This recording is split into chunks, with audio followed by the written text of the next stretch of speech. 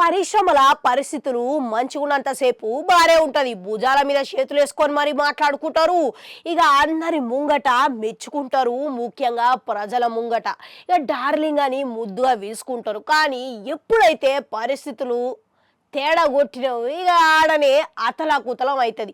ఇప్పుడు ప్రముఖ dance master అయిన కొరియోగ్రాఫరు మన జానీ మాస్టర్ విషయంలో ఇట్లా గదే జరుగుతున్నది అన్నమాట. అయితే ఇక జానీ మాస్టర్ అంటే పెద్ద పెద్ద స్టార్ హీరోలు సైతము ఇక ఆయనకు ఇష్టమైన మాస్టరు.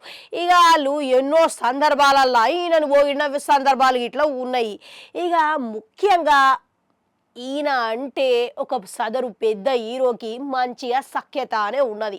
మరి ముఖ్యంగా ఇక ఆ పెద్ద హీరో సైన్మాల కనీసం ఈయన 2 పాటలు అయితే ఉంటాయి. ఇక అదృష్టవశాత్తు గవి ఇట్లా హిట్ కావడంతో ఇక ఆయన కేవలం స్నేహితుడు మటుకే ఆగిపోలేదు.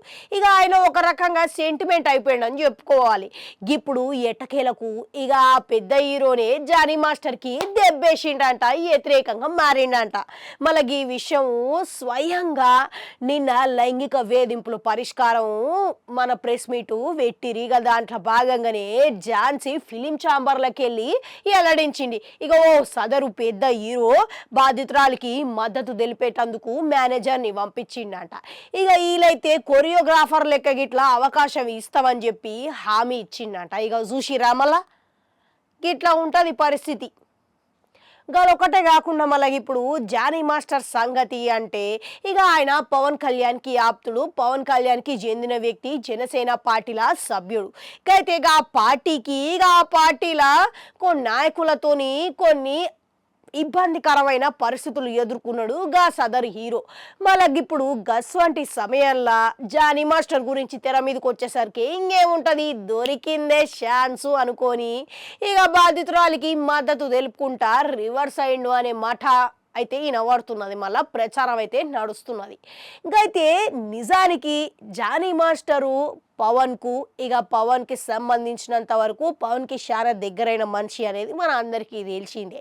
ఇక ఎప్పుడైతే పవన్కి దగ్గరైండు ఇక ఆడికెళ్ళి ఆ హీరోతోని ఎస్ వంటి పాటలు చేయడు అనేది అందరూ ఫిక్స్ అయిపోయారు. కనుక ఇదే అవకాశం అనుకొని ఇప్పుడు తెర మీదకి వచ్చేసరికి కోపం మొత్తం బయట పెట్టి పగ తీర్చుకున్నావు అని అనుకుంటున్నట్టున్నాడు అని అర్థమైతేనే ఉన్నది. మళ్ళీ ఇప్పుడు చూసిరు కదా, మన పరిశ్రమలనేమో బయటనేమో ప్రజాస్వామ్యం అంటారు. ఇక లోపల విషయానికి వస్తే మొత్తం హీరో స్వామ్యమే ఉంటుంది. ఒక రకంగా చిన్నపాటి సినిమాలు పెద్ద సినిమాలకు మాత్రం హీరో చెప్పిన మాటవే వేదం అని అంటారు.